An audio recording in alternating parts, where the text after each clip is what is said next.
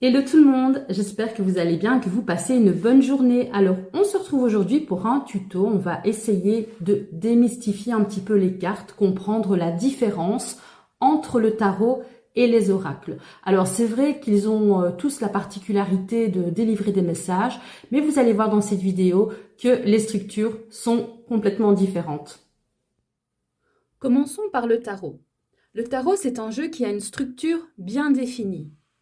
C'est une image symbolique du monde réel divisée en 78 cartes archétypales. En fait, il représente le chemin de la vie humaine, de la naissance jusqu'à la mort.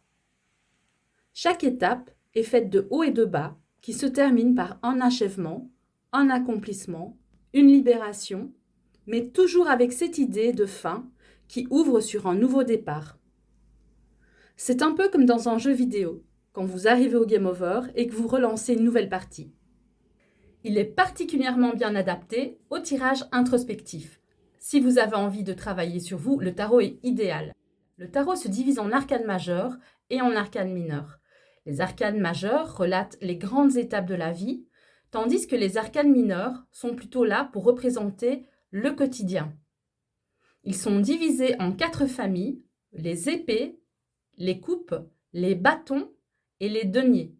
Chaque famille possède 10 cartes, ainsi que des personnages de cour que l'on nomme valet, chevalier, reine et roi. Ce qui est important à retenir, c'est que le tarot suit une progression logique, tant au niveau de la symbolique de l'image que des numéros. On peut corréler les symboles, les chiffres, les couleurs, tout est lié, car l'ensemble du tarot forme un grand tout. Il y a 3 styles de tarot.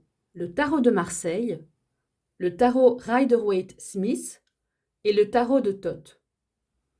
Et à partir de ces 3 styles, vous avez une multitude de jeux déclinés en une série de thématiques différentes. C'est très souvent le Rider-Waite qui inspire le plus les créateurs, car ces arcanes mineures sont toutes illustrées par des mises en scène de personnages, contrairement au tarot de Marseille et au tarot de Thoth.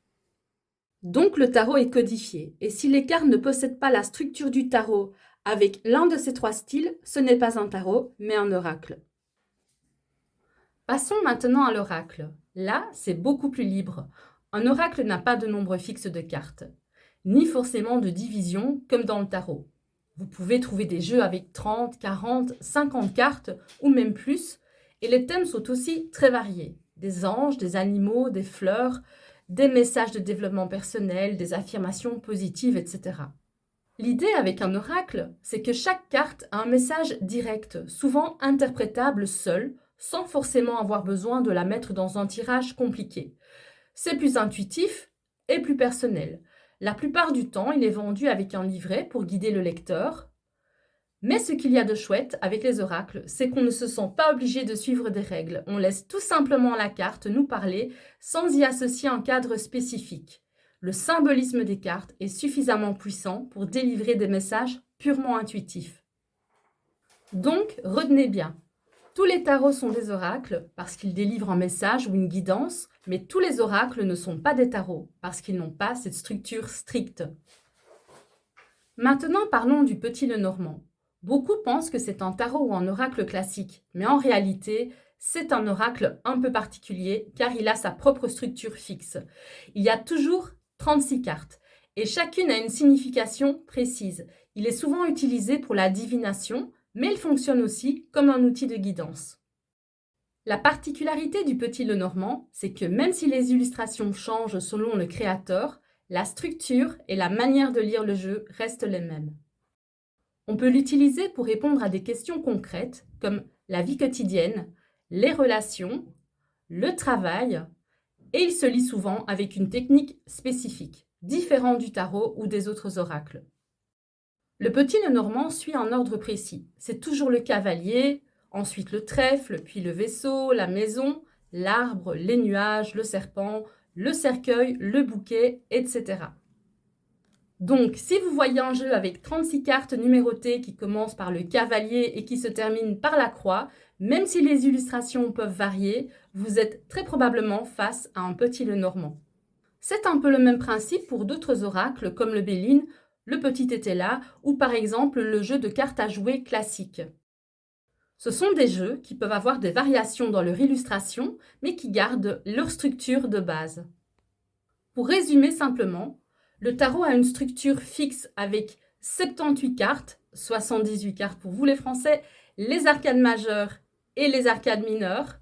Il suit une progression logique. Vous avez l'oracle avec une structure libre, un nombre de cartes variables, des thèmes et des messages variés. Il favorise une lecture plus légère. Vous avez aussi le Petit Lenormand qui est un oracle avec une structure fixe de 36 cartes avec des illustrations variées mais un système de lecture spécifique. Donc la prochaine fois que vous tombez sur un jeu, vous saurez le reconnaître. Vous saurez aussi que si vous voulez apprendre à lire le tarot ou le Petit Lenormand, il faut apprendre les significations et la structure. Tandis que pour un oracle, vous pouvez aller plus sur l'intuition et le ressenti. Si vous vous demandez par contre comment choisir votre jeu, laissez-vous tout simplement guider. Le jeu qui vous attire le plus sera le bon.